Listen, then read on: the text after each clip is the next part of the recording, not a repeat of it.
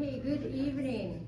Thank you very much for coming. And we apologize that we are starting a little late, so thank you for your patience. We had some technical difficulties, but it has been solved beautifully, so we are good to go. So once again, thank you very much for coming. And I have right. One thing I always forget is to introduce myself.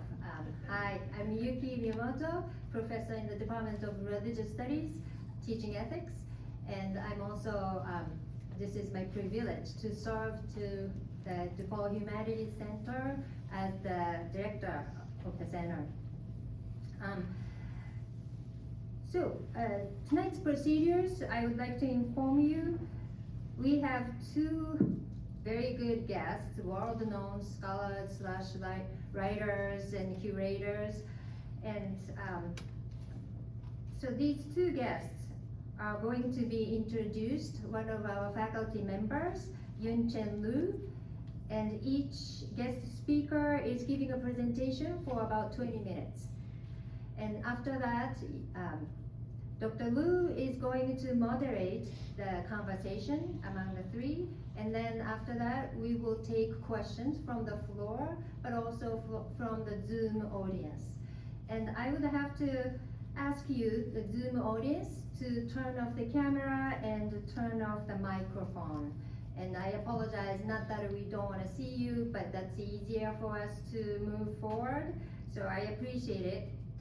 And again, we also take your questions, Zoom audience, for the Q&A session. So if you don't mind, write your questions in the chat box so that I will keep an eye out for your questions.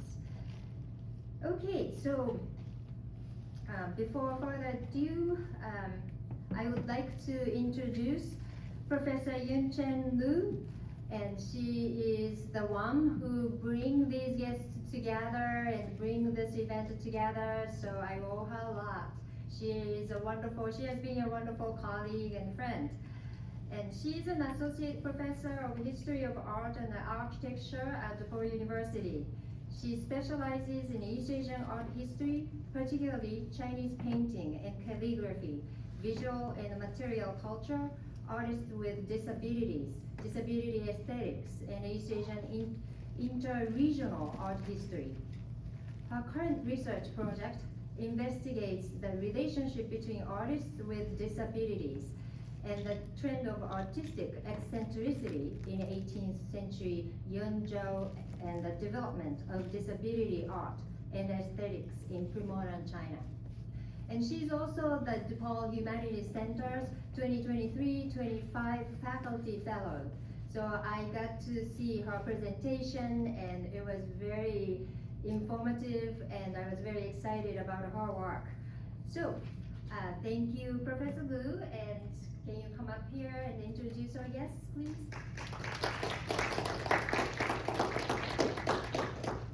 Thank you, Yuki, for the introduction. Hi, everyone. It is my great pleasure today to introduce you our two guest speakers. First is Jason Waite. Jason Waite is a curator, writer, and researcher based in Oxford and Tokyo. He is part of the collective Don't Follow the Wind, who have curated a long-term project inside the radioactive Fukushima exclusion zone in Japan. Waite has curated exhibitions at Play the Tokyo, Paris, Art in General, New York, and the Casco Art Institute, Utrecht, where he was curator. He holds a PhD in contemporary art history and theory from the University of Oxford, an MA in art and politics from Goldsmiths, London, and was selected to participate in the Whitney Museum's Independent Study Program. He is editor of Art Review Oxford and a postdoctoral fellow in the arts at Helsinki Collegium Institute for Advanced Studies, University of Helsinki.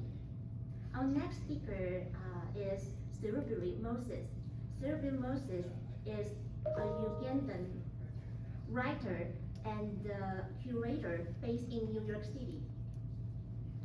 He currently serves as faculty in art history at Hunter College City University of New York, and visiting faculty at the Center for Curatorial Studies, Bard College. Previously, he held teaching positions at New York University and the New Center for Research and Practice in Germany and the US, Dark Study in the US, and Digital Earth Fellowship in the Netherlands. As a curator, he has organized exhibitions at museums including MoMA, PS1, New York, Kunstwerke Institute for Contemporary Art, Berlin, and the Hassel Museum, Bard College, New York. He serves on the editorial team of Efflux Journal. So let's first welcome our first speaker, Jason Waite.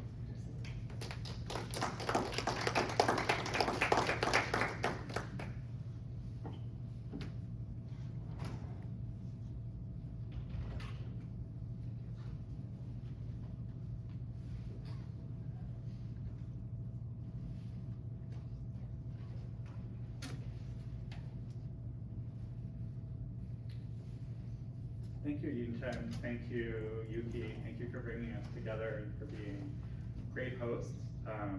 Thank you, Serubiri, for coming and also for being a thought partner, a very generous one on this process that we'll be speaking about today. So I will just begin.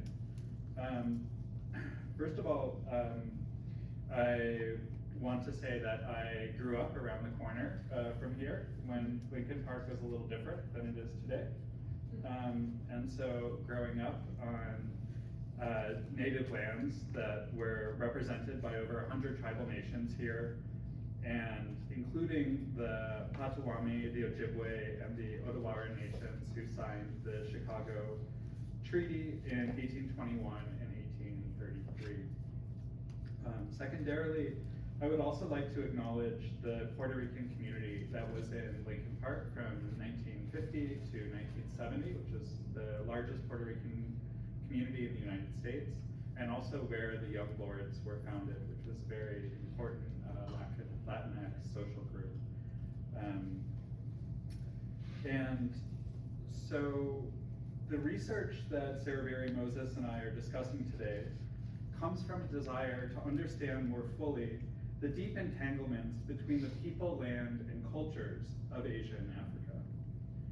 The research is important to us to undertake as the US and Europe, where we are based, usually has a limited perspective of these regions. In particular, an understanding of either Asia or Africa is usually understood through the mediations of people, economy, and culture of Europe or the United States. Think, for example, of the relationship with China today and its discourse around tariffs and military containment. These are certainly US-centric debates. Even framing histories such as the Opium Wars between the UK and China, the US colonization of the Philippines, or the colonization of post-war Japan, and even the history and contemporary repercussions of the large-scale transatlantic economy of chattel slavery and human trafficking. We acknowledge the importance and impact of these events. However, in our research, we also want to unmoor ourselves from a US-centric perspective on world events, to look at the rich histories of direct exchanges between Africa and Asia. In an increasingly multipolar world, we hope this perspective helps to center a more underknown relationships that form the world as we know it today, and the myriad of diverse futures these relationships inform. Additionally, at this moment in time politically in the US, with the largely single-dimensional representation of migrants, even while the US is a settler country that itself is largely composed of immigrants, we hope our project can color the diverse experiences of those peoples and regions we're speaking about. With the current theme of DePaul Humanities Center being Crossroads, the humanities and technology, as curators, writers, and art historians, our starting point is contemporary art. However, we also approach technology slightly differently. We'll focus on the development of political and cultural technologies that were innovated in Asia and Africa, such as solidarity, non-aligned movements, multilingual cultural publications, and as Serubiri details in his talk, extra statecraft infrastructure, just to name a few. Instead of so-called soft power, these political and cultural technologies are the very hard structures within which people, production, and societies exist. What is at stake in these political and cultural technologies was outlined by practicing architect and the first president of Indonesia, Sukarno.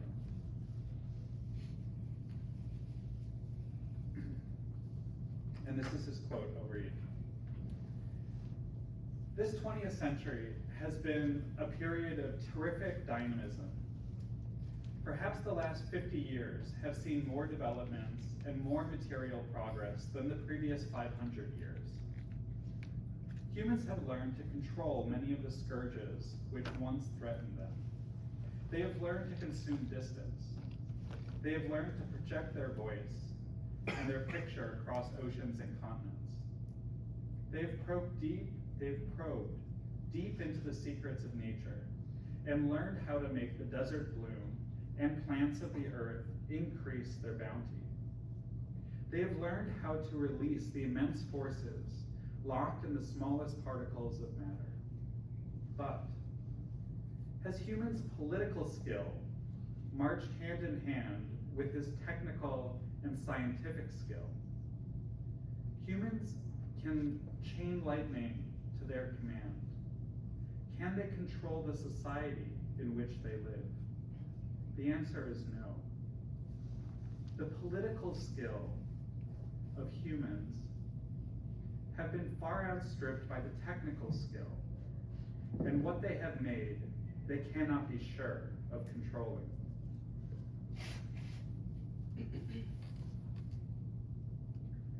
Sukarno lays out a contemporary condition not unlike our own today. The development of advanced weapons, technologies to connect, such as TV, social media, but also a lack of social political systems to grapple with their large-scale impact. Whether that be through regulation or even the advancement of paradigm shifts beyond our present neoliberal capitalist framework. That same challenge that faces us today also faced Sukarno as the head of a newly independent country. What type of socio-political framework do we want to live in? This quote came from an address at a socio-political technology that was intended to answer this question.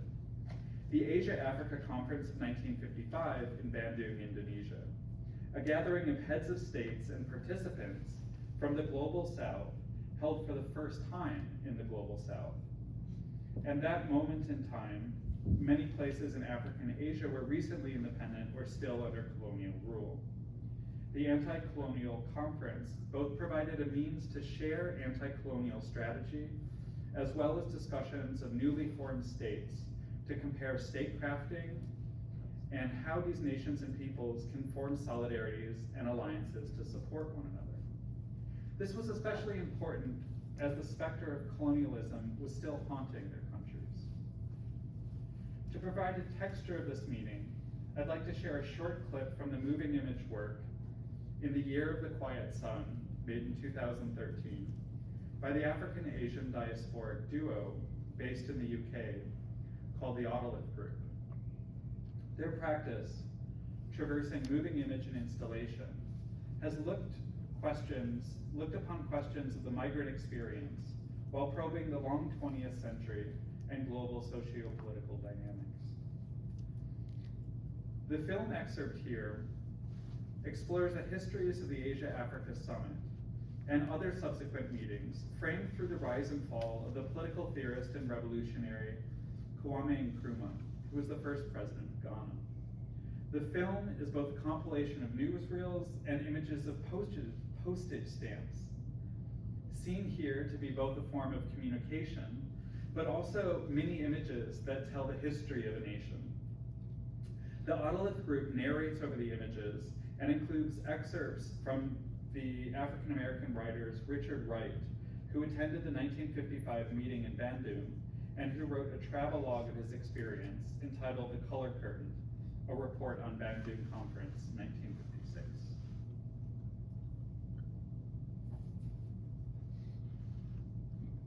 This is an image of Richard Wright's book.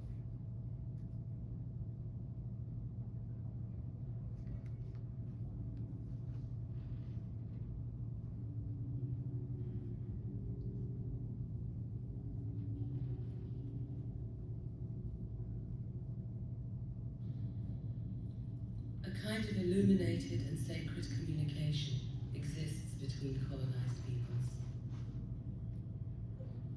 As a result, each liberated territory is, for a certain time, promoted to the rank of guiding territory. And then, Indonesia Merdeka. Freedom for Indonesia.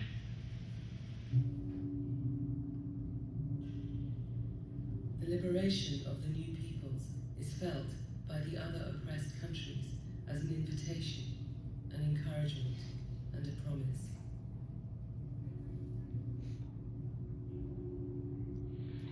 This is the first intercontinental conference of colored peoples, so-called colored peoples, in the history of mankind.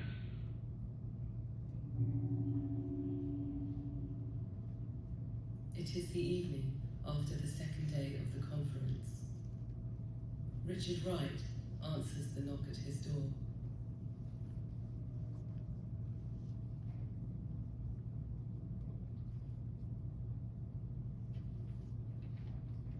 The woman stared off into space for a long time. I saw sweatbands on her forehead and nose. Then I heard the scream of sirens as a car belonging to the delegation of some Asian or African colored nation sped down the street, followed by a truckload of white helmeted troops armed with Sten guns and hand grenades. The woman shook hands with me abruptly and said, "Thank you, goodbye."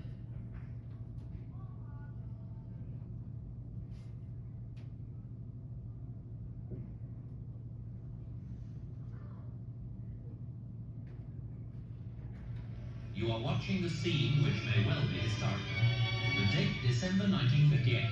The place, Accra, Ghana. The occasion, the rallying of people from a whole continent to discuss what may become a new USA, a United States of Africa.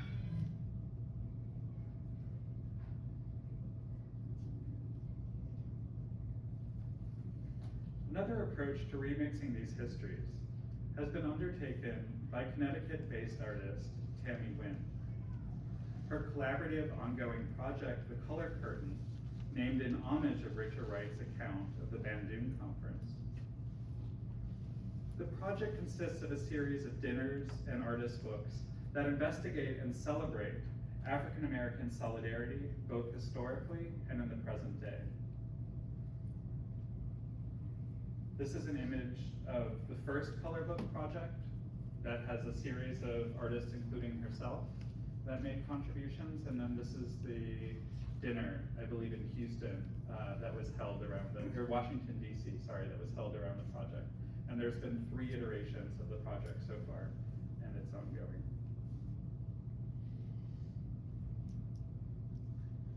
The second publication, publications were an important technology utilized by Asian and African theorists and writers, such as means of sharing ideas and developing intercontinental concepts. 2 such publications I'll discuss here briefly. Transitions magazine, founded in Uganda by Ranjit Nyoji, was published across Africa from 1961 to 1976, before Henry Louis Gates Jr. helped revive the publication, which is now based at Harvard. The second publication, Afro-Asian Writings, later renamed Lotus Magazine, was founded in 1968 by the Afro-Asian Writers Association, which was published in 3 languages, Arabic, English, and French.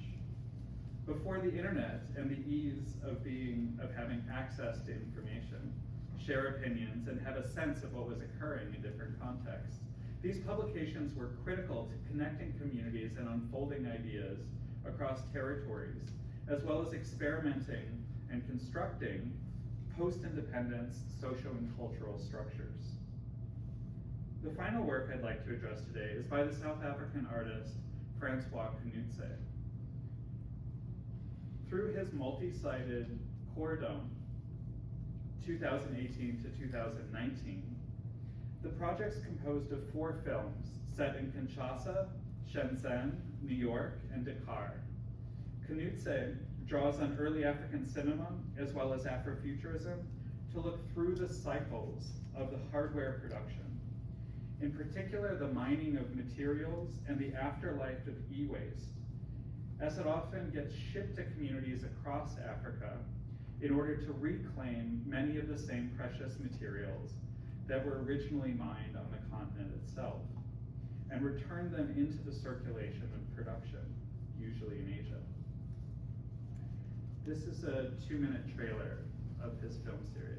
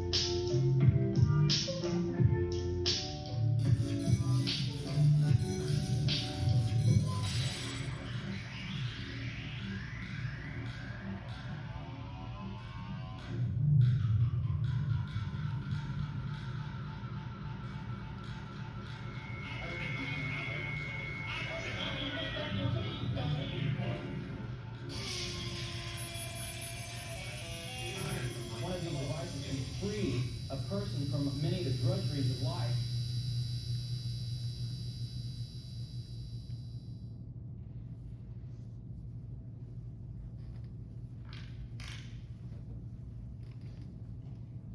Across the film, Knutse thinks about the lives of materials, as well as the locations they traverse, thinking through the problematics of both production, but also the huge amount of waste contemporary society produces.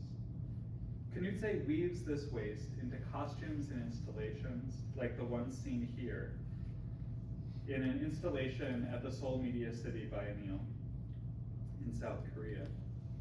Knutse thinks how materiality can not only have new uses, but can also provide visions for how cultures can work in the present conditions of capitalism, and how we might be able to work, and how they might be able to work in the future with the detritus of this present order. In conclusion, the presentation is sought to follow some of the many threads in the complex tapestry of political and environmental technologies that bridge Asia and Africa, as seen through the lens of contemporary art. By moving beyond the confines of a US-centric narrative, it's work to highlight the rich interwoven histories and innovative practices, from the anti-colonial fervor of Bandung to the creative reimagining found in film, publications, and installation art that continue to shape our global social-political landscape. This exploration demonstrates that art is not merely a reflection of historic events, but an active participant in redefining cultural exchange and political solidarity. Through the works like Otolith Group's Moving Image Project, Tammy Wynn's Collaborative Endeavors, and Francois Knutse's Material Narratives, we witness how artistic practices serve as robust political and cultural technologies. They provide a framework for communities to assert their identities, challenge dominant paradigms, and envision alternative futures in an era marked both by technological prowess and unresolved social political questions.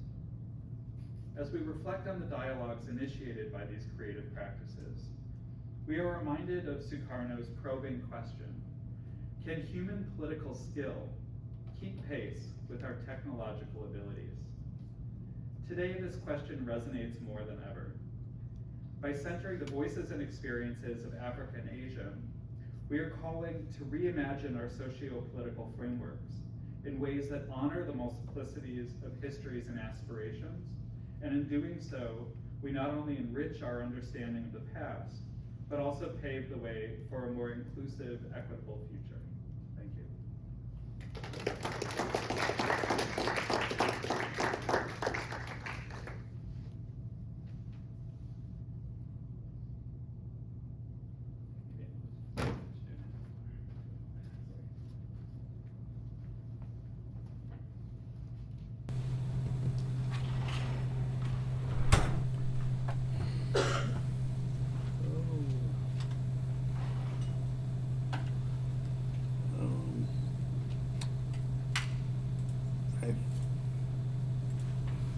I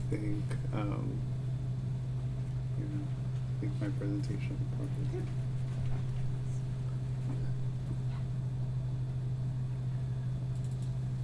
There you go. Thank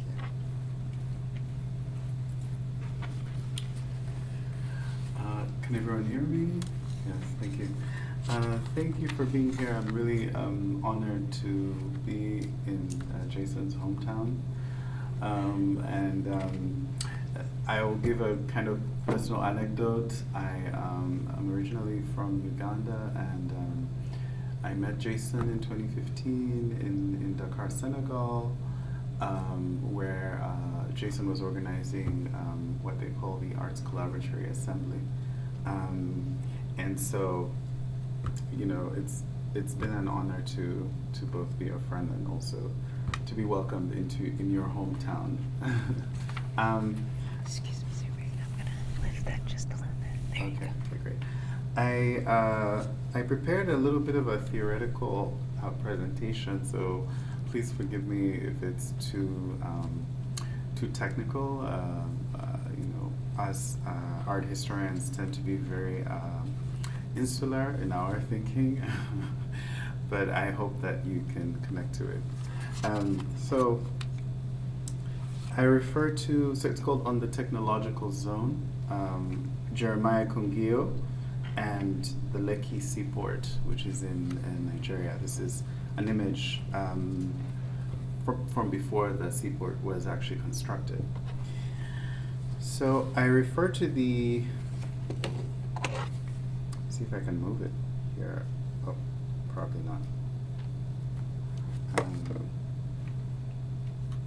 Yeah, there we go. I refer to the technological zone following historian and architect Keller Easterling's interpretation of the zone, as well as her attempts to think of spatial software in the form of 3D renderings of smart cities. The zone as a trade system is described by Easterling as centuries old and a global addiction. For my interest, the zone's 3D rendering contributes to its utopian vision and acts as a leveling or standardizing tool. As Easterling notes, the appearance of free trade zones in developing countries takes place through a standardization of the zone as a sphere of commerce.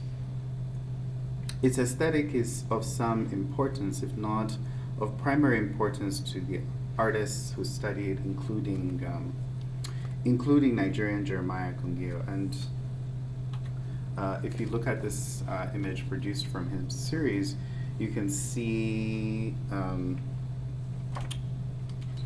you can see here a billboard that shows a sort of 3D rendering of Lekki Port, the seaport. It is this standardization of the zone and its utopian rendering that relates to the mediascape and the technoscape described by anthropologist Arjun Appadurai. The proliferation of the zone's image, similar to the distribution of images of new zones in smart cities like Singapore and Dubai, is an addiction of business as usual. But these images of smart cities also create, also create the false impression of utopic centers, which in reality are sites of contestation. Eco-Atlantic in Lagos, Nigeria, built offshore and on reclaimed land, one of the free trade zones constructed through Chinese construction, companies and China-Africa trade agreements is a good example. A report shows that it is evidence of the pleasure dome of the Nigerian power elite and asks why Eco-Atlantic City is still empty. In Appadurai's conception of the mediascape and the technoscape, which is the global or transnational flow of media and technology across borders and territories, he highlights the strange phenomenon where reality and fiction is blurred. I view this as an indication of the utopian image generated in 3D rendering of smart cities like Eco-Atlantic. And I'll show you, I think I have a couple here.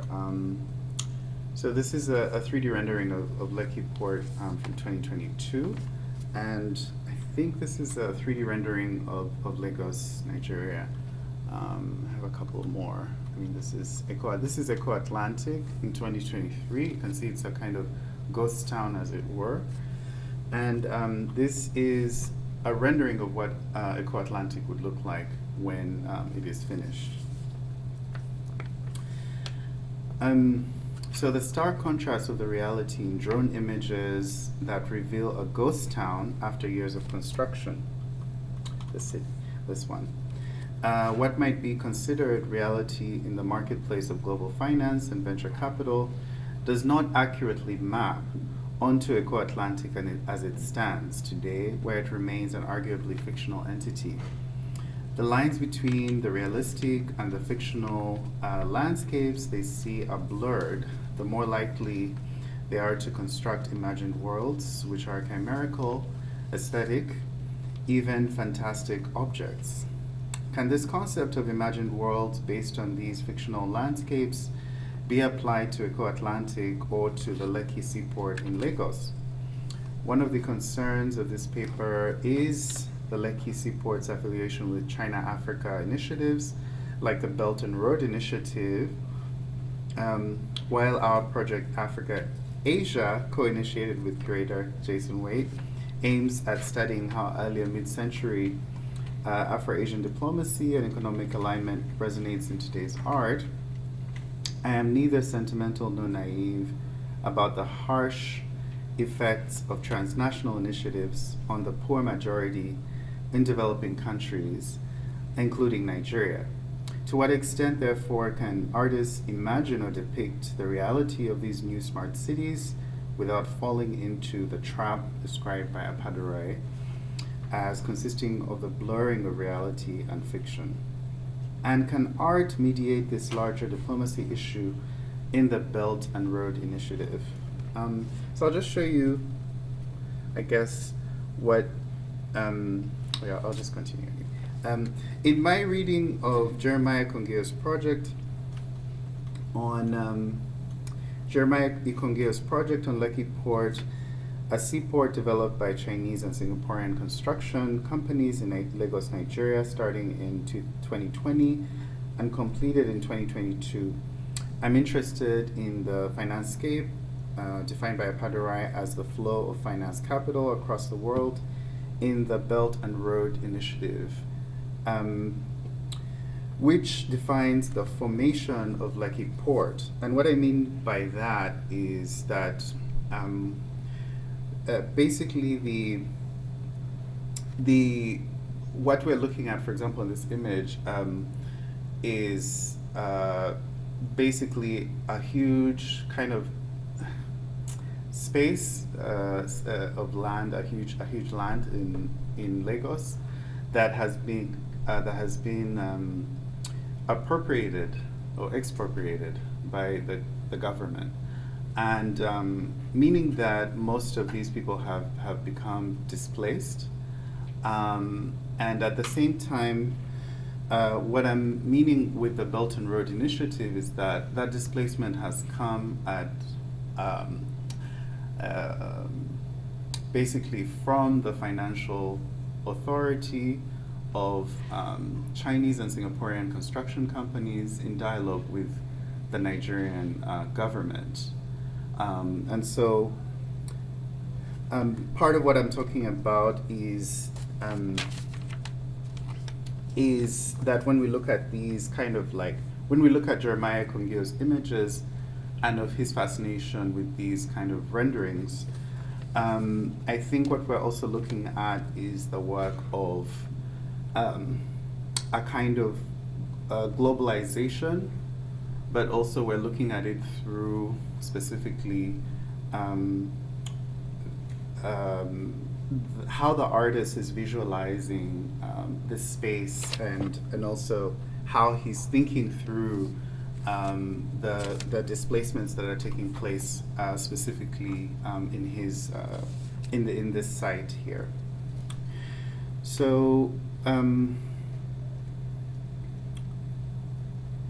two images by Jeremiah Kungio from the series of photographs of Lekki Port taken in 2019, some taken via a flying drone like this one, depicts a huge billboard that displays a 3D model, right? So this is the image I was talking about, which I provide, more recent 2022 rendering. So this is basically what you can see in this image here is the Lekki Port model before the construction began. This is 2018, and what you have today, what you had in 2022, is another rendering, right? This is before Lekki Port is open, right? And so it's this idea that these 3D renderings are produced again and again. And of course, this is not the Lekki Port as what it looks like today. But apparently it has opened. These photographs do not show any activity, but rather display what appears to me as an empty landscape. So my interpretation of this is that Ikongio provides us with a tabula rasa, perhaps echoing his own position towards Lagos State's land expropriation. Lekki sits east of Lagos, and Lekki Seaport is even further outside the main center of Lagos. Right? Lekki, which has a 40-mile radius, is framed by the Lagos Lagoon, a body of water on one side, and the Lekki Lagoon, another body of water on the other side. Lekki's shoreline greets the Atlantic Ocean. In this regard, it is an ideal location for a seaport, being just outside of the main center and yet proximate to large and small water channels. So I'll just show you that this rendering doesn't really show us Lekki, because Lekki is actually a kind of it looks almost like an island off the coast of, it looks a little bit like an island. It's not an island specifically. But here you can see in this rendering just what Lagos looks like, right? It's basically on the shore, a shoreline, and also it is facing the Atlantic Ocean, right? And I think one of the really important things that I have to sort of emphasize here is that proximity to the Atlantic Ocean is one of the main things which makes Lagos viable for this kind of exploitation, or the building of seaports, because the seaport is supposed to be a kind of channel where goods and services coming from all around the world can sort of enter into Lagos, and a lot of market exchange can take place there, right? So Easterling writes about Lekki Seaport as a modern zone in contrast to early modern or medieval zones. Her writing suggests that the zone has not always been the world's global urban addiction. In recent times, the zone has turned from a fenced-off enclave for warehousing and manufacturing to a world city template. This world city template is the one that arguably is the blueprint for Lekki Port. She continues, quote, "Free ports have handled global trade for centuries, but the mid-20th century development of the Export Processing Zone, or EPZ, as a more formalized economic and administrative instrument, marks the beginning of the modern zone. With persuasive arguments about nation building and free trade, the United Nations and the World Bank promoted the EPZ as a tool that developing countries should use to enter the global marketplace."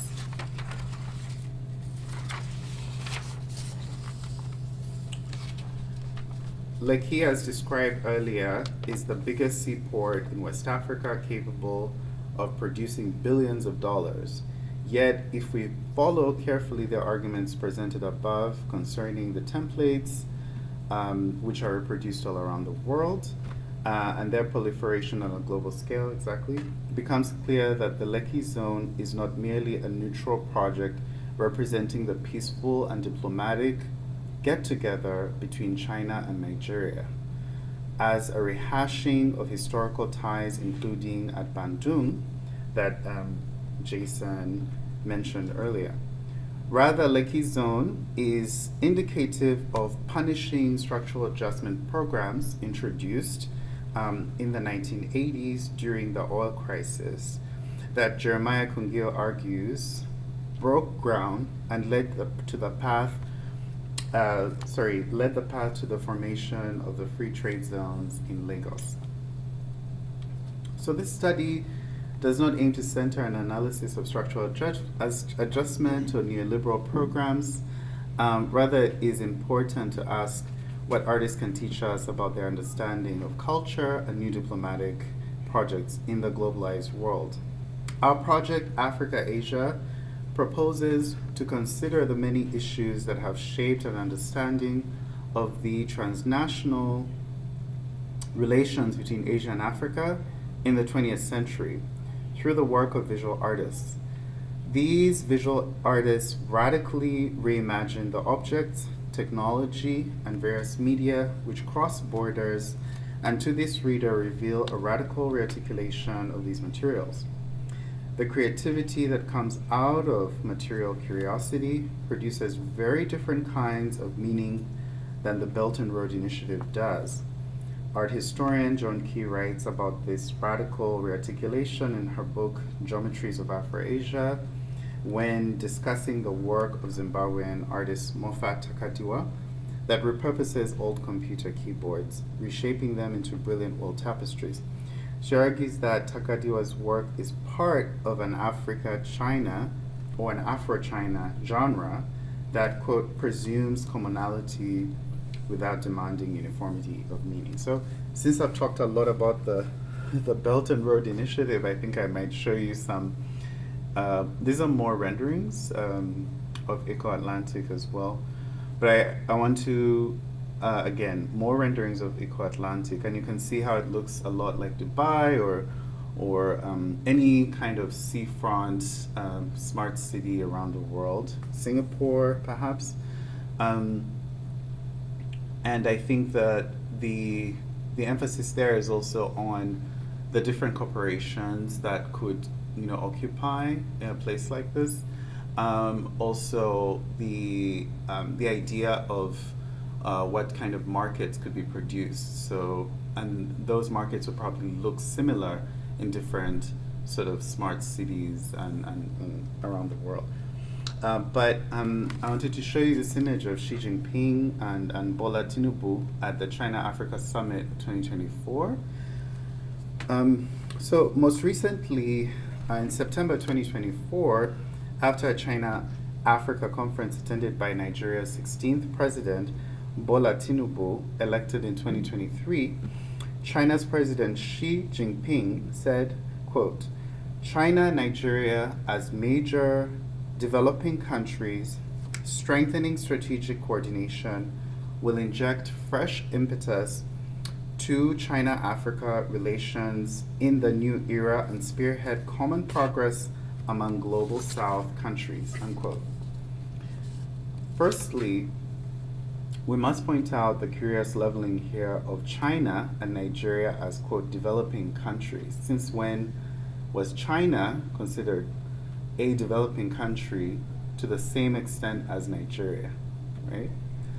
And then the specific project buttressing this common progress among global South countries, unquote, meaning China is also a global South country, that is cited at the end of the Reuters report is the Belt and Road Initiative. So the Belt and Road Initiative is being framed as a global South initiative, right? Does that make sense?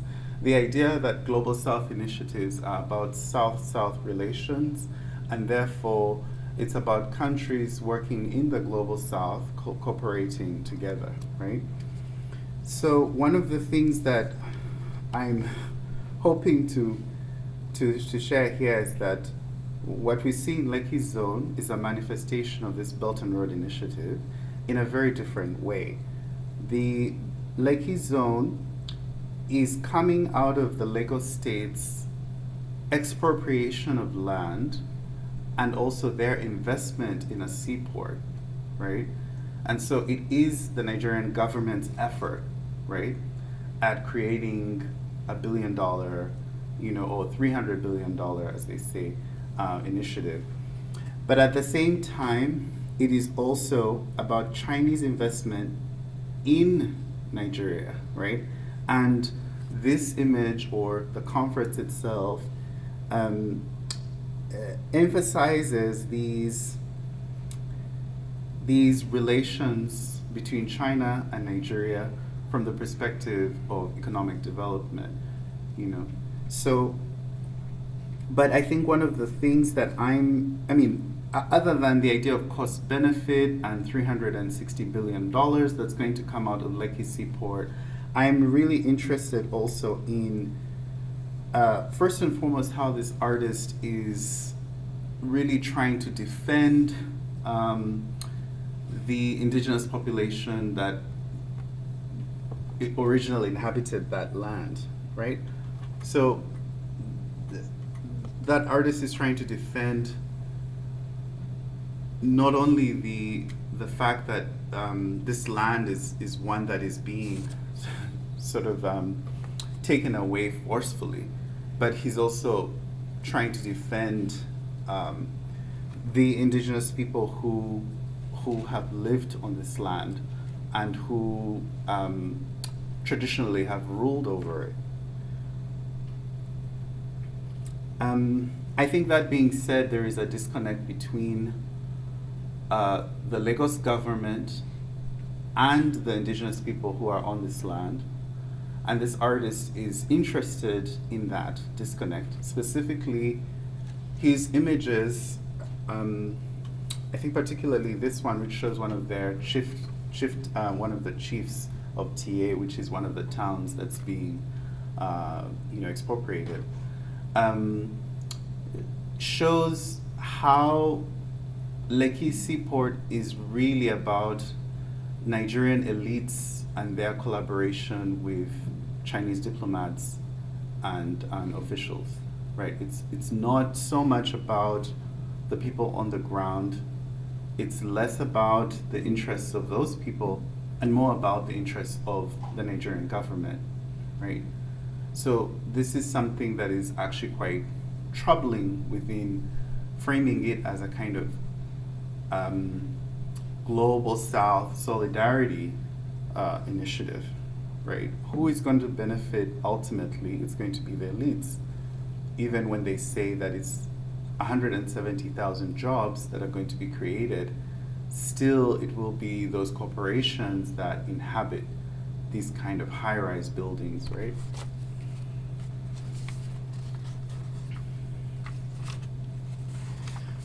So I have way more to share, but I don't think I have enough time.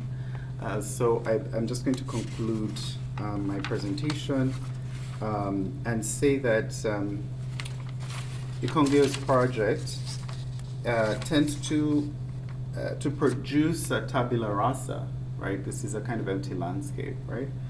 And I want to argue that its counterpoint is the technological zone. So quite different from Jason's presentation, in which we see artists repurposing keyboards and other materials or images specifically from the 1955 conference.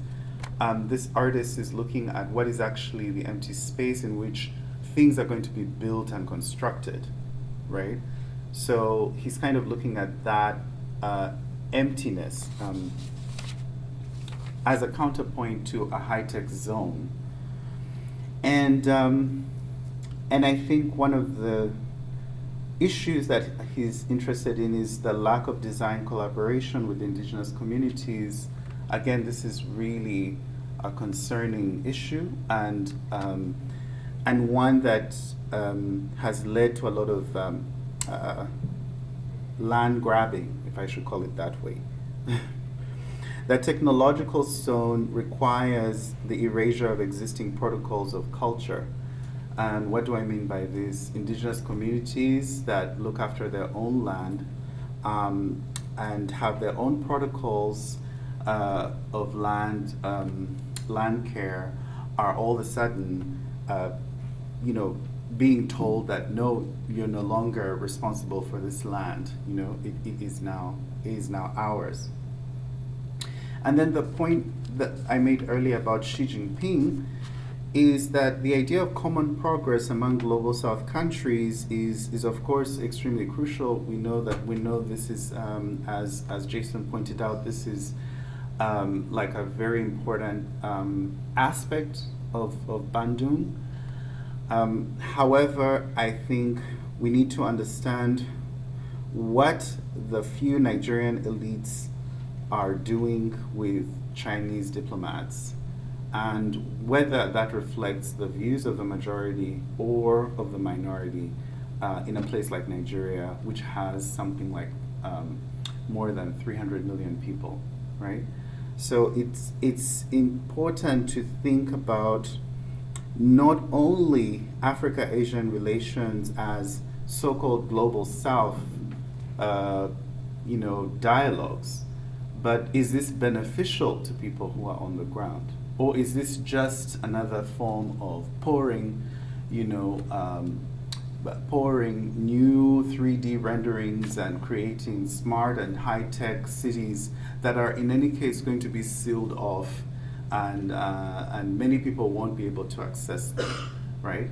And so this level of inequality, I think, is scary. Yeah, so thank you very much.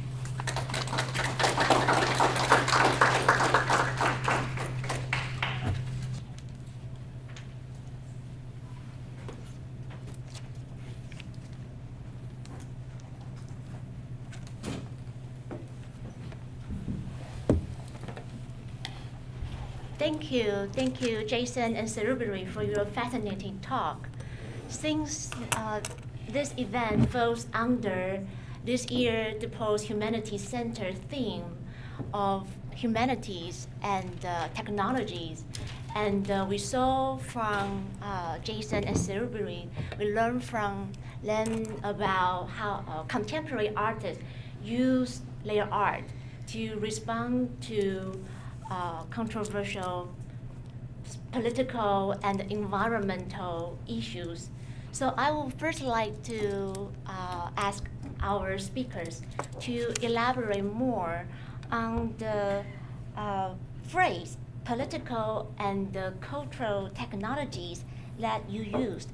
How do you approach the notion of technology? How is it different than the traditional understanding of technology? And how does this phrase help us to better understand these artists and their artworks? Do you want to go first? Oh, it's on. Yes, great, it's on. So I think technology for me is something that I'm seeing through the idea of design, essentially, and I'm looking at it through the idea also of kind of impressions in terms of what that design does, not only spatially, but also just in terms of distribution of certain images. So I'm looking at it through kind of a globalized way of looking at how images move around the world, but also I'm looking at it through this notion also that Kela Easterling gives us, which is one of extra statecraft, which has something to do with these corporations and also the initiatives that are kind of coming up and how they take over certain areas. So this is my way of looking at it.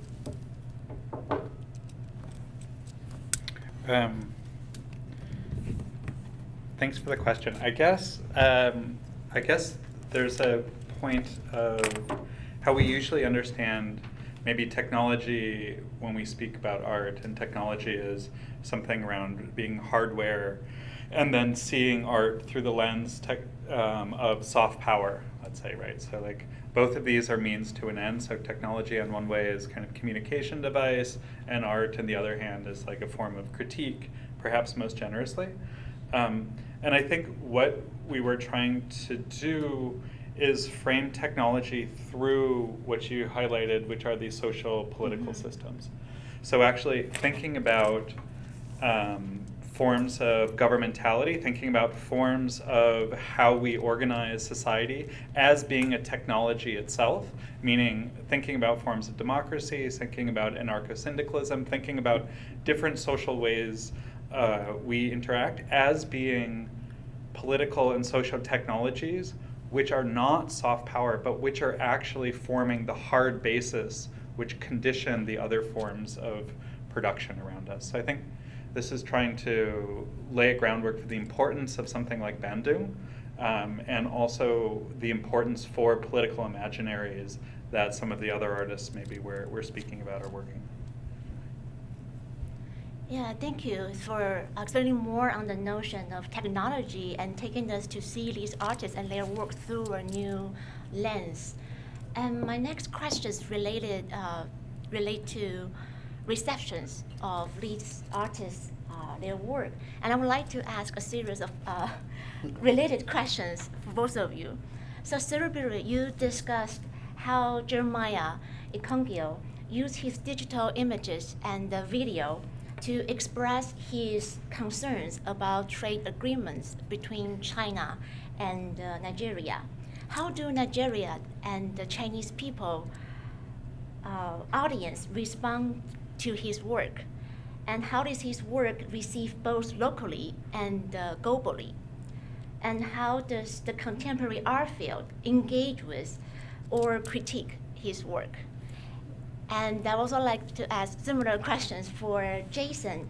You introduced us to the Office Group's film, Francois Penuta, Recycling Sculptures, and the Tammy Wen's drawing and the books.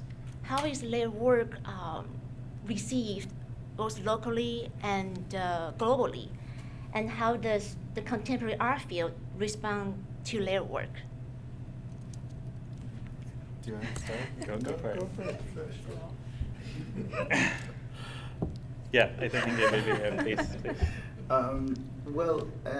This series was built in 2019. It started, I think in 2018 actually it started. So it started before the Legacy Port was actually constructed. The construction officially started in 2020 and it was completed in 2024. And so there is a kind of like delay, shall I say, because it started the project really when it was kind of heated, meaning that when these disputes were happening, on the ground. In terms of how it's perceived in Nigeria, of course, it can be perceived as sabotaging the Lagos state, and it can be seen as sabotaging Nigerian interests. And then, from a kind of international perspective, I think the contemporary art world is so rooted in kind of like how do you call it, the idea of jet setting, and where we're sort of always traveling to different biennials around the world, that we sort of live in these big high-tech cities that we don't really think about indigenous populations, and I think that maybe there is some kind of awareness that's coming recently, but I don't think Jeremiah Konge's work is necessarily very well received on that front. Because what he's pointing out is kind of unpopular. And the idea also that, he has shown his work in Taiwan, that's not, again, I don't want to bring up the conversation between Taiwan and China, but I think that even there, I don't think he's, there is a lot of nuance. When you look at this image, it's not necessarily giving you like the entire, kind of circumstance that's there. But I think his work, I don't think that the reception of his work is very enthusiastic. But precisely because he's critiquing a lot of on both sides. I guess the reception of Autolith Group work and Tammy's work and Francois' work is maybe slightly different depending on context, but they all do, I think, fit more or less comfortably into this kind of art world dynamic that Serubiri was outlining. Yeah. And maybe I guess I'm kind of I'm curious on Serubiri's perspective on also the relationship between these talks and practices that we both chose to focus on, knowing kind of what we were doing, but I think seeing it play out, it almost looks like these promises and potentials of 55, and then the really difficult realities that play out, for example, in Nigeria. I'm curious how you kind of see these two moments. Yeah, I think I'm not very negative, honestly. I'm just I'm not negative. I just think that people like to say global south, and they like to say south, and it's like it's empty, when people start to say south, and then you're saying China and Nigeria, and this is two completely different realities. China is a world player, right? Nigeria is on a smaller scale, and how dare you assume that they can sit on the same table and make similar decisions economically? So I think this is like part of what the art world is not interested in admitting when talking about ideas of global south, just how the inequality, whether it's about from a financial economic standpoint or from a resource standpoint, or even in other ways. So Jeremiah's work just kind of really speaks to that,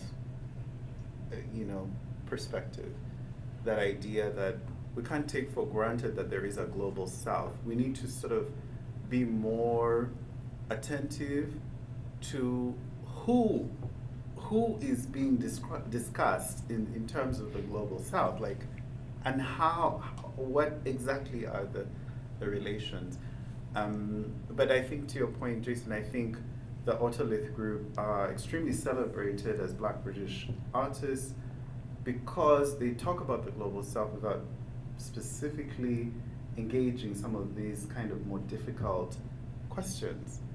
And meaning that they kind of speak about the global south from a distance of living in the UK and talking a lot about, again, this idea of either a Pan-African perspective or an Africa-Asia perspective, but in some ways not directly kind of implicated, right, in current politics or everyday sort of circumstances of what's happening actually in the global south today. And I think this is a position that is one of privilege. I mean, if you can talk about the country that potentially you are born in, like, you know, members of the Otolith group are born in Ghana and I think also in India, but from a point of view where you don't have to engage the hardcore realities of what's the current political situation is, I think this is privilege, really. It's a sort of like a privileged position to be in. But yeah, sorry, I hope I answered your question. I went on a bit of a tangent. It is interesting to me that you mentioned Jeremiah Keng's work shown in Taiwan, and you mentioned you try to connect the relationship between Taiwan and China. Would you like to explain more? You said, is that the tension of curator behind showing his work in Taiwan, or is just related to the theme, or how does his work perceived in Asia? Yeah, I mean, I think that I wasn't there, you know, I didn't see the specific exhibition, and it may not even have been this specific series that was actually shown, but I do understand that Taiwan and China are currently, going through quite a lot of disagreements, shall I say, or there's some kind of tension happening there. And I think Jeremiah's work does speak to those kind of tensions, specifically as I was showing you earlier. But yeah, I would have to just do some more work about, you know, and this was in 2024, actually, just a few months ago. But I'd have to speak to the curators and the artist himself to kind of have more information for you on that. Yeah. Thank you. Yeah, the reason why I asked this is because you're dealing with artists and artwork that dealing with controversial political and environmental issues. And as curators, what are some difficulties or challenges you have experienced in working with contemporary artists that utilize new media and technologies and or addresses issues that related to controversial environmental and social political issues? Could you share with us anything surprising, enlightening, or challenging you have experienced while working with these artists and their artwork? Yeah, maybe. We haven't done a show yet, we're working on it. But I think there's a real problematic about framing that Serubiri is alluding to. And so Francois Knudse kind of takes this same dynamic which we see, which is this dynamic of a kind of one-way movement of high hardware technology and, you know, raw materials moving from Africa to Asia and then coming back as consumer goods, and then you're coming back as e-waste to be recycled. So so Francois Knudse kind of subverts this by looking through kind of Afrofuturist forms of repurposing these, but it also kind of underscores this dynamic, which I think you're speaking about too when it comes to China and Nigeria. And so one of the moments that we speak about in the project, but we didn't talk about here, is that reversal, really. So thinking specifically about 1930s Ethiopia, when Italy was invading Ethiopia to colonize it, and the Emperor Haile Selassie put out a call for other nations to send forces to help fight off the Italian colonizers. And while independently a number of African Americans and others went to go fight in Ethiopia, no nations donated soldiers. So in the 1950s, when Korea put out a call for help with the UN during the war, Ethiopia and Haile Selassie sent 3,000 troops to help South Korea, what would become South Korea, defend itself.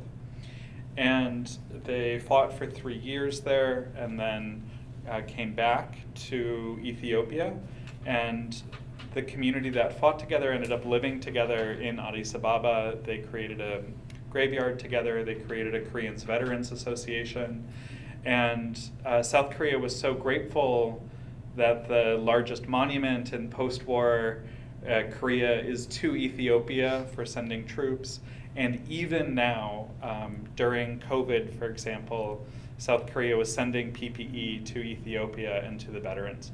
So I think this really helps us to invert this kind of asymmetrical dynamic that's also implicit or considered. So I think also curatorially trying to kind of challenge these expectations around geopolitical narratives is something we're working through. But Jason, could you also talk about like Don't Follow the Wind and the work that you have been doing in Japan in relation to Fukushima and Just to advertise here that Jason will give the talk on that project tomorrow for the department talk at the Department of History of Art and Architecture, if any of you are interested. Okay, sorry. Yeah, maybe I'll let that sit for tomorrow, but I think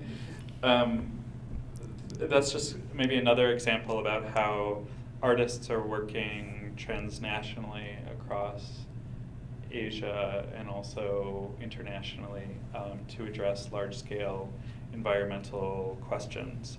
And I think that's an interesting project when we look at the relationships with the photographs that you were showing as well, because there's something about the specters of colonialism that were haunting in 1955 that we see come back in these 3D rendering images. There are these fantastical images which have real effects on the ground, but which never come into reality themselves. And the images really show a very different attention to the ground and the landscape as it is, so to speak. Yeah. I mean, I think that maybe one of the other things that we didn't talk about was language, and maybe I could also talk about that. There is a Confucius Institute in Uganda which teaches Chinese, Mandarin and other. I mean, I am aware because I took some classes there many years ago. And I think part of what's happening with the Belt and Road Initiative is that in addition to building trains and all these kind of infrastructure, roads, big kind of highways and all that, there is also the idea of like Chinese language education happening. In Ethiopia, you find a lot of Ethiopians who speak Mandarin these days because they're working within the context of kind of various initiatives in construction and all of that. It's the same in Uganda as well, and as in Kenya. And I think this is a very different, but very similar in some ways, that where language itself can have its own kind of reparative qualities and implications. It means that a lot of people who study Mandarin can also travel to China and become involved in various initiatives, or as businessmen, I should say, this kind of thing, and vice versa as well. So I think language is one of the other kind of things that I think Ming Wong deals with, with the Confucius Institute built in Senegal. And I think that I think Ming Wong is a Singaporean artist who's really interested in Chinese construction work and Chinese sort of development in Dakar, in Senegal. But I think his emphasis, his entry point, is to go through textiles, but also to go through language. And so focusing on the Confucius Institute and focusing on various textiles that show China-Africa friendship is his kind of entry point. I think this is part of our curatorial thinking, but at the same time, I think language is like a very rich. I'm sure also, learning Korean is another way in, as well as I'm thinking of other Asian languages, for example, Tamil as well. Thinking of Hindu and other languages spoken across Asia. Yeah. Thank you so much. This has been wonderful. And I'm sure that our audience have questions for Jason and Serubiri as well. So now I would like to open the floor up to audience questions. Please raise your hand if you have questions for Jason or Serubiri.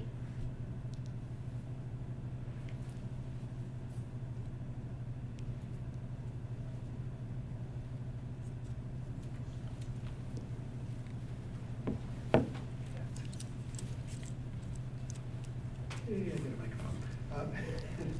I'm not quite sure how to frame my question, but particularly the images from Lagos have me thinking about technological cities and Africa as a place as a sort of empty space where experiments can be made, right? And on the one hand, I'm thinking backwards to the moment of independence for nations, where Ivory Coast, for example, brought in, I think it was Israeli companies to help construct Abidjan on expropriated land, displacing populations. Yeah. So in some ways, what I'm seeing here is more of the same with a new benefactor. And on the other hand, there's this sort of looking, I don't know, people talk about greenwashing, it's kind of a techno-washing, right? Where you have all of these new cities. I forget there's a Senegalese American musician who's building a new city in Senegal that's going to only use Bitcoin, and everything's going to be high tech, this, that, and the other, and nobody will be able to afford to live there. The Echo City you're showing seems a similar kind of thing, where it's almost like a second independence, but at this point a sort of liberation of the Nigerian elite from the realities of Nigerian living. So I don't know where the question is on all that, but it's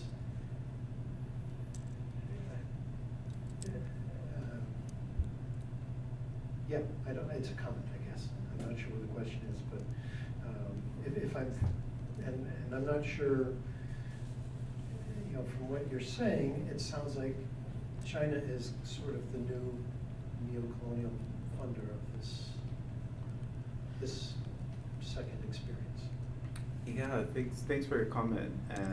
I think maybe what I should also clarify is that I think that, I'm not entirely, a pessimist, thinking about, China through a lens that is somewhat, shall I say, challenging its abilities, or challenging its right to engage with various African states. I think that there are many benefits that have come along with China's involvement with various African countries. I don't think it's all negative, honestly. But in terms of an analysis of sort of ongoing forms of, should I call them, sort of oppressive measures, that are being implemented, I think that Jeremiah Kongir is very clear that this is an expansion of like World Bank tactics. So this is really related to like the International Monetary Fund and the World Bank and their involvement in Global South or in developing countries. That's why Lekki Port is possible, because the involvement of the IMF and the World Bank kind of opened up the possibility. And as Ikongio narrates it, it was during the 80s when there was like a fall in oil prices. So Nigeria suffered from an economic crisis as a result, and that's allowed room for taking out loans from the World Bank and IMF, and then that has just snowballed. It just kind of has continued. So I don't think that in this regard that China is the odd man out. Like I think that it's all very related, very connected, and yeah, I don't know if Jason, you want to respond. Maybe just to say, I really appreciated how your presentation mixed the artist images with these found images of the imaginations of the ports. And I think maybe because this is a curatorial art historical, you guys take a double take looking at these images, like are they from an artist or where are they from? And I was thinking kind of art historically, whether we could frame these images as what artist Hito Steyer, this Japanese-German artist based in Berlin, calls mean images recently. And by mean images, she talks in an article about kind of AI-influenced, AI-generated images, that on one hand, they're ultimately average, meaning they work through a mean they work through a learning set, and what they come out with is the ultimate average of all of these images. And on the other hand, by mean, she intends kind of evil to some degree, or nefarious. And I think it's really nice how you kind of put together these potential mean images along with the works, and trying to frame these imaginaries as mean images too can be maybe helpful when we see these omnipresent in airports and in shows elsewhere. Thank you. To Jason, I forgot the title of the first video show. What I recognized was there was a repetition of a green, a blue, and red color. I was wondering if there was any meaning into it with those three repetition of the colors in that video. Yeah, it's a good question. I'm not sure. I would presume perhaps the Ghanaian flag, the independent Ghanaian flag, represents those colors, and the grounding of the film is kind of Ghana and Nkrumah, and we kind of jump in midway through in these meetings and then move back to Ghana. Do you have any other guesses? Yeah. Yeah, it's another question, right? Oh, yeah. go ahead, answer. Oh yeah, okay. No, I was just gonna go on a bigger diatribe. I was gonna go about Ghana. So Hi, I'm Laura Akina. I'm a professor in art school. I've taught all day, so let's see if I can keep this coherent. I'm seeing these components of like the art market, the artists, and theory, and global politics, and how all of these things are circulating, and how there's different expectations that people have. And I'm an artist, so I'm thinking from the perspective as an artist. I should also mention I'm Okinawan diaspora, and I do a lot of things transnationally, and then I comment on things on Okinawa. So when you're talking about that sort of privilege of being in the UK, and I run into those tensions, then I'm talking to artists on the ground there, they have a different perspective. And so in our community, we're always vetting that out. But I'm seeing also the similarity in the way that publications circulate. You still need those, even though you can find things online. So I'm seeing those kind of similarities. I did have a question in there, but I'm blank. Yeah. But I'm just saying the parts that are, I'm trying to, from a very different area of trying to apply it how I might see it. And transnational usually sounds like a good thing, but the way that it's framed today, I'm like, it's giving me a little pause. Maybe the decolonial things we think we're doing actually may be causing more harm in the way that it's circulating and what it's supporting. Here's the question. Way back at the beginning, Jason, you were mentioning about some of the things that we might not think as technology, and I caught you were saying something about dual language or multiple language publications, but there was several things you mentioned, and it was kind of in passing. Do you remember what that was? Yeah. Because they were things that could be like liberatory models. Yeah. That weren't just Yeah. like what we think of as tech. Yeah, so I think one of it was the Bandung conference itself, so thinking about solidarities and transnational meetings. I think this is really interesting. What do we speak about when kind of nation heads or even groups, people, civil society comes together, thinking through translocal forms of governance, meaning how do we think locally and work in solidarity and also create these forms. I think that's tempered maybe by Africa-Asia Summit or the Africa-China Summit in a way, but nonetheless I think these are really liberatory. There's real liberatory potentials, and I think recognizing these seemingly very simple forms, which are actually quite complex to put together and to frame and then to implement as technologies, are very helpful. And then I really appreciated your sentiment around thinking transnationally and also in respect to Autolith, and I think maybe to respond through that more generously, Autolith is also speaking to the UK, and when we think about Pan-African histories and Bandung and this, the UK sees so much of these terrains and peoples as kind of very either one-dimensional or through the activity of UK colonization, right? Like there is nothing before and there is only kind of after. And so I think Pan-Africanism in a way helps to color the experience, and also the political imaginary is ongoing. And while I appreciate what you're saying, how that's not maybe an urgent discussion in certain places on the continent, I think their gaze is also back where they are and trying to kind of fill in these gaps in a certain sense. Yeah, I mean, I think maybe I should also clarify. I mean, your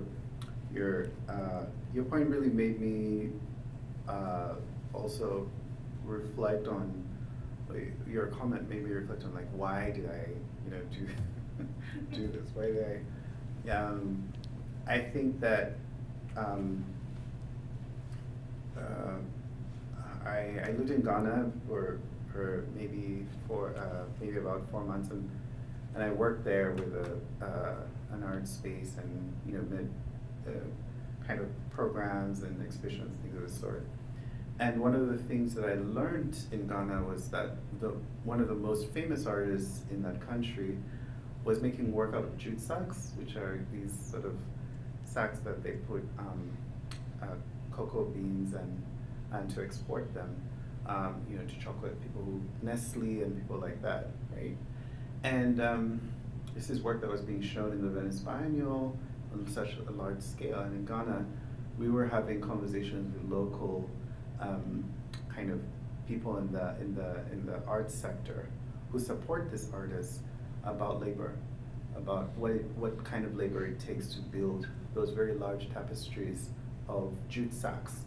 And of course, when you see them in Venice, you just think, wow, dirty sacks coming from Ghana, Like there is this failure to imagine that there's labor that is being done, right? So that, I wrote a paper, I wrote a paper about that work that the artist did not like at all, because I was very critical about the question of labor, but also it made me think about ongoing questions about people who are thinking like that artist makes those jute sacks that large because he's thinking about the question of independence in Ghana and about modernism, and this is the idea that cocoa in Ghana was one of the primary kind of cash crops of Ghana, one of the things that that country made money from, especially in colonial times, but also in the post-colonial era. So for him, it's a comment on where the country is going and where it's coming from. But in my analysis, I was thinking about how uncritical he was about questions of labor, but ongoing forms of ties between Ghana and certain countries. Also, this idea of debt, that that country has a lot of debt. So looking at it from Venice, again, it can look beautiful, and there's no doubt about it being something spectacular. It's about material circumstances. People still farm cocoa in Ghana. It's a relevant topic. We all love chocolate, but I think locally, colonial cash crops can't sustain a country like Ghana. So they need a lot of aid, right? So what happens is that country is one of the countries that is struggling from an enormous amount of debt. And while we're interested in thinking about independence and praising independence, we can't forget that, many of the realities of developing countries in the global south is that they're still dependent on the economies outside of them, right?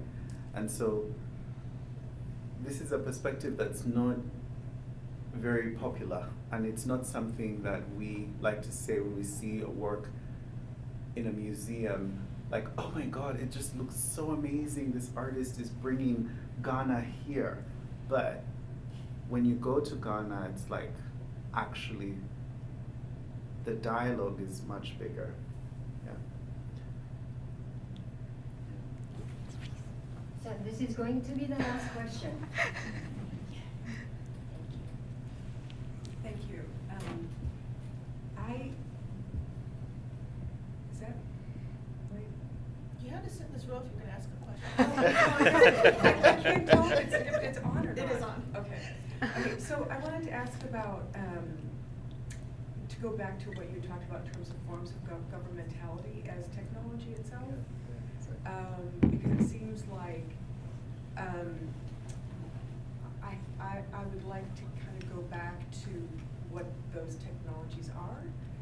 And it seems as though if I were to think through my own discipline, which is not the art, I would think about technologies of financial flows, the acceleration of the circulation of goods, information flows, and a kind of acceleration on the capitalization of death and destruction. And death is art.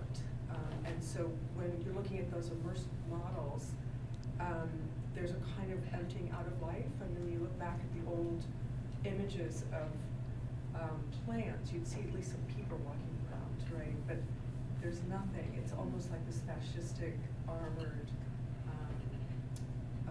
opaque, three-dimensional thing of death. And when you were talking about how no one can afford it,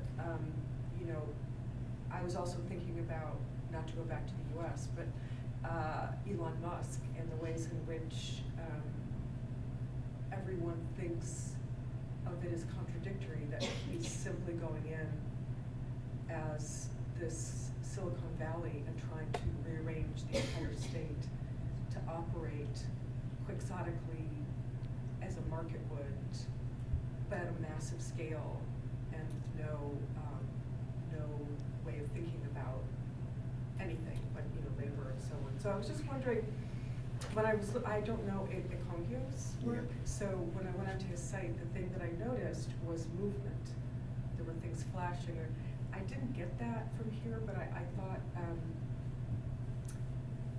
there's, to some degree, what you've been talking about is just a simple idea of fetishization, that it hides labor and it obscures the relations of its production. But this is something actually quite different. It's like the aestheticization of fetishization in a way. So I wanted to when you're thinking about China and the way it flows in the Belt and Road Initiative, one of the main reasons it went into Africa was after the 2008 financial crisis, when it had liquidity and the rest of the world did not, because the state owns the means of capital investment. So it bought up all kinds of land for agricultural purposes, factory purposes, and so on. So I guess I wanted to see where, if we're talking about flows, where the movement is within these aesthetics, or within your critique. And last is just because I was also thinking about the Belt, the road part, which is steamed through and annihilated the Uyghurs, the Kazakhs, the Pakistanis, and now when you look at that actual Belt part, it's exactly the same route that the East African slave trade went, which was into the Arabian Peninsula and then out to India and China.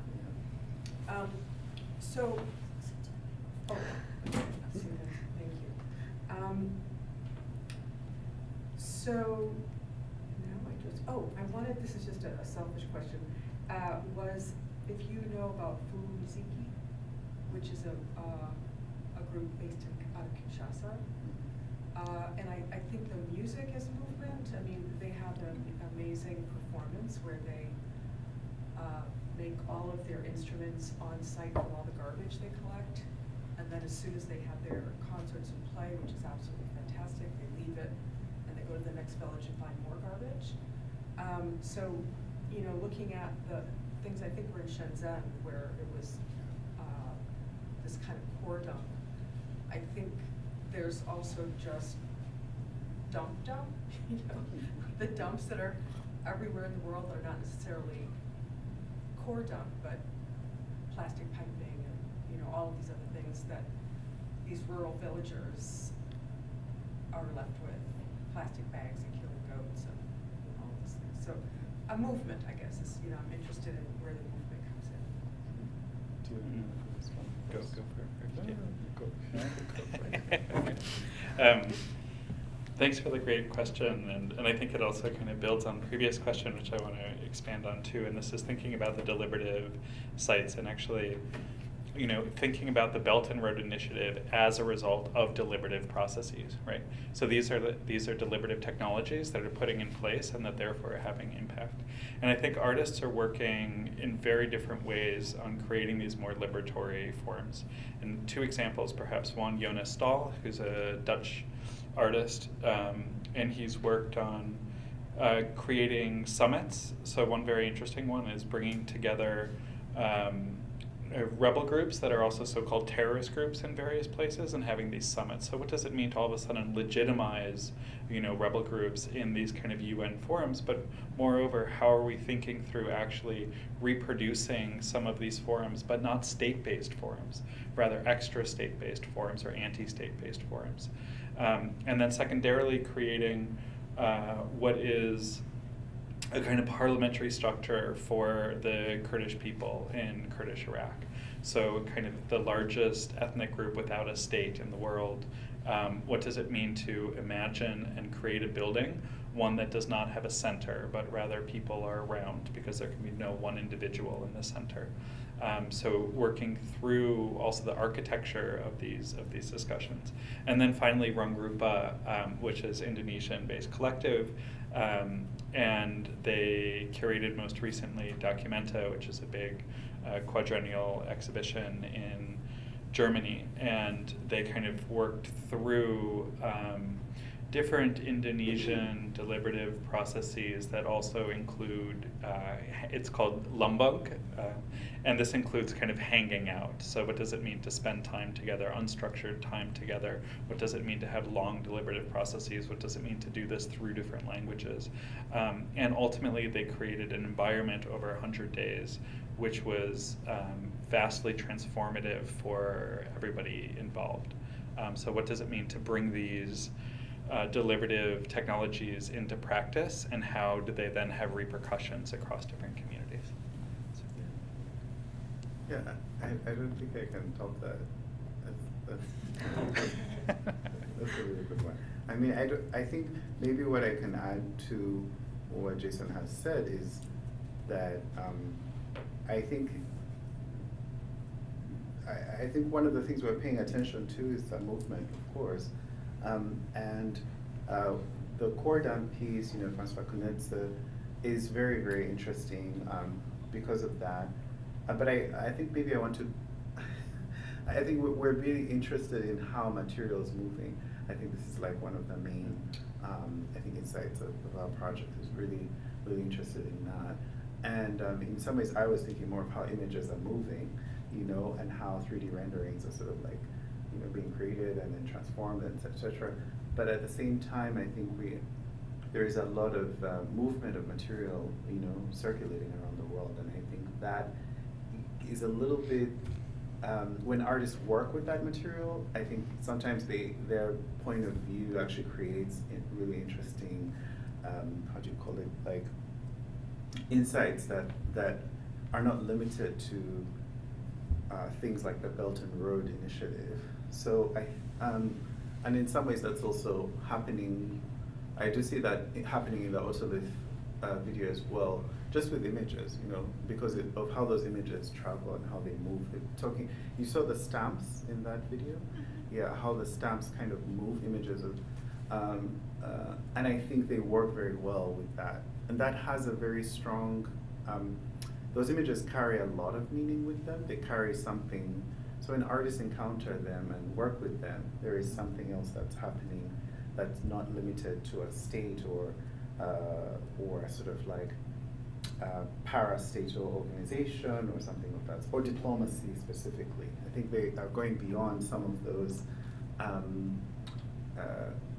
specific structures. But I also just kind of want to emphasize this question of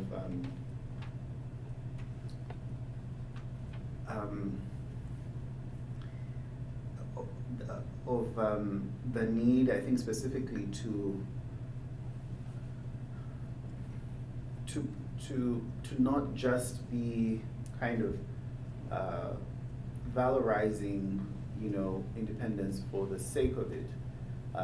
I think the idea for me is also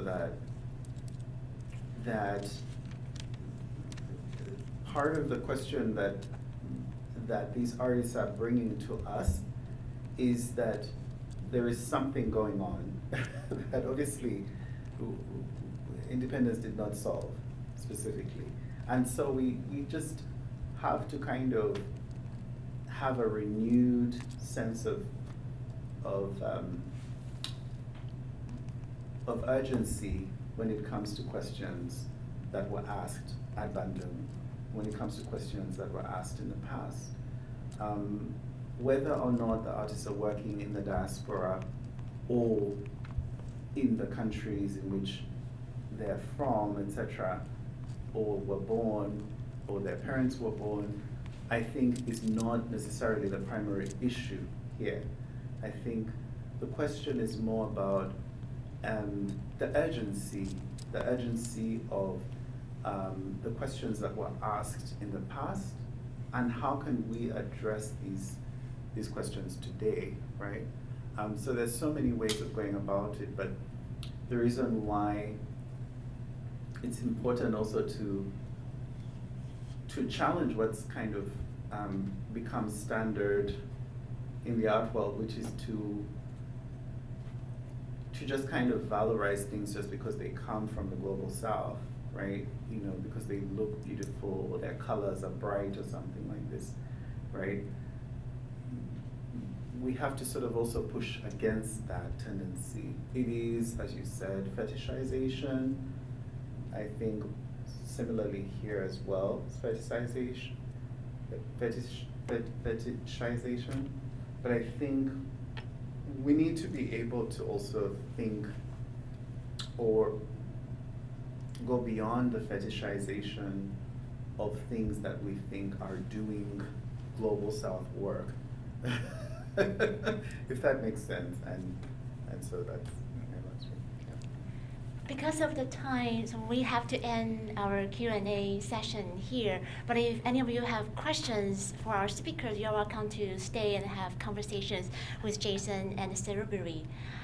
Thank you both, and let's please give a round of applause for our speakers, Jason and Serubiri. Thank you so much, Jason and Serubiri and Yun-chen. Thank you for the great questions to draw out important issues. Yeah, I was also struck by this image that it seems not empty. It's got the grasses and the stones and everything, but we tend to think that this is empty space. We have to fill up with materials, and materials overflow and become waste and become one of those art pieces later. So it seems like nicely put together Serubiri's work and Jason's work, so it was very informative and lots to offer to think about. Thank you so much. Before concluding, I would like to make a couple of announcements, and thank you for staying. In April, the DePaul Humanities Center is having a film screening on April 9th at the Gene Siskel Center. The film is about, the film title is I Am a Comedian, and featuring this Japanese comedian currently living in New York. And so for this film screening, we are having this comedian from New York and the film director from Japan, and we are having a panel. And especially, kind of a dire situation like this, it is important to think about what the political satire means, what the laughter means, what the comedy means, what can we do, can comedy be a form of resistance, So those are the issues we would like to think through. So hopefully you can make it. And we have other events coming up a little bit more in April, in spring quarter. So please check out our website. And great. And also there is food that, back there. So please enjoy. We don't want to waste the food. So please enjoy the food before you leave. Lastly, I would like to extend my gratitude to videographer Annie and student assistant Taylor and Dr. Anna Clissold, and she's associate director of the Humanities Center, but as everyone knows, she runs the center. So thank you all. And thank you very much for coming to this event. Have a good night.